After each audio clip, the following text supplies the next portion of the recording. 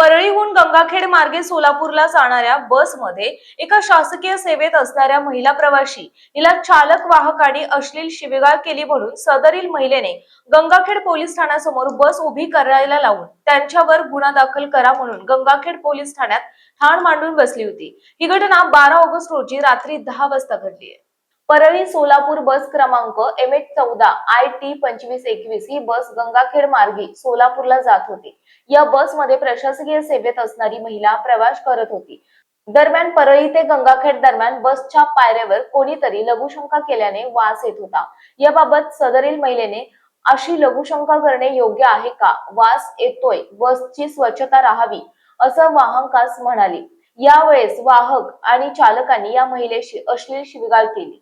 संतप्त महिलेने महाराष्ट्रामध्ये महिला सुरक्षित नाहीत, असभ्य भाषा वापरणाऱ्यावर गुन्हे दाखल होऊन योग्य कार्यवाही व्हावी, पण गंगाखेड पोलीस ठाण्यासमोर थांबून घेतलेला प्रसंग तिने पोलीस ठाण्याचे आमदार यांना सांगितले। यावेळी प्रांगणामध्ये असलेल्या एका पोलिसांनी तुला दिल्लीला जायचं आहे का म्हणून त्या प्रवासी महिलेची चेष्टा उडवली। पोलीस ठाण्यात आपली चेष्टा उडवत असल्याने महिला अधिक संतप्त होऊन महाराष्ट्रात कायदा आणि सुव्यवस्था राहिला नाही असा आरोप करत आपल्यावरील झालेल्या अन्यायाची उपस्थित नागरिकांच्या समोर जाहीर वाच्यता केली। ती बोलत असताना अनेकांनी बघ्याचीच भूमिका घेतल्याने गंगाखेडच्या पोलीस ठाण्यावर प्रश्नचिन्ह उपस्थित झालं। या प्रसंगाचे गांभीर्य लक्षात घेऊन पोलीस ठाण्याचे अंमलदार यांनी चालकास बस गंगाखेड बस स्थानकात बस सोडून परत येण्याचे सांगितले आणि वाहकास पोलीस ठाण्यात थांबवून घेतले। मॅडम, आपण कुठे जात होतात?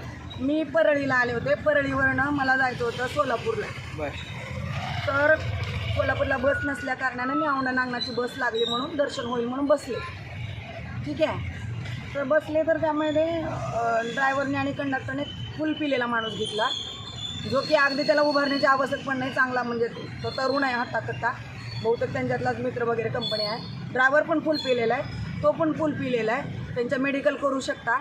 मी म्हटलं दादा, म्हातारे माणसं होते, त्यांनी उभ्याने सू केली बसमध्ये, लिटरली दारातच। ते घाणेरड वासेला वोमिटिंग व्हायला लागली म्हणून म्हटलं किती घाणेरड वाटते, तुम्ही का घेतला? तर ड्रायव्हर डायरेक्ट मला शिव्या द्यायला लागले।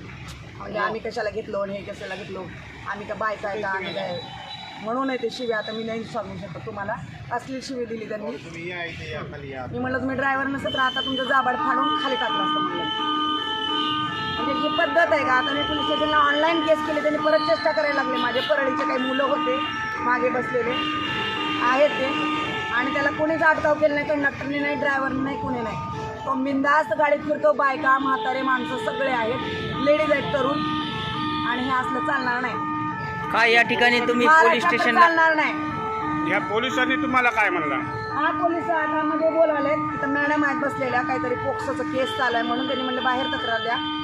ड्रायव्हरही उतरला नाही, कंडक्टर उतरला नाही, कारण फुल पिलेले आहेत ते, पिदाडेच आहेत ते, पियकड, 3 जण पण पिलेलेच आहे। आणि पोलीस काय म्हणला तुम्हाला? आणि दुसरा इथून एक कॉन्स्टेबल जाता, तो मला म्हणतो की, मी म्हटलं अरे बस कुठं चालली मला इथं सोडून, तर तो म्हणतो दिल्लीला चालली। मग हा पोलीस आहे का कोण आहे?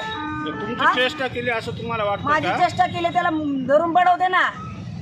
पोलीस स्टेशनच्या समोर चेष्टा करा मला, पोलीसच खतपाणी घालत नाही ना।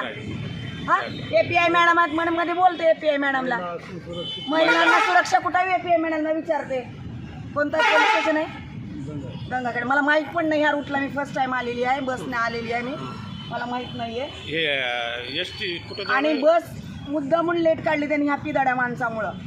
तो माणूस खूप सारं सामान घेऊन आला, ह्यांच्यातलाच एक व्यक्ती येतो, आणि या तिन्ही इस्मांना अटक व्हावी माझी कळकळीची।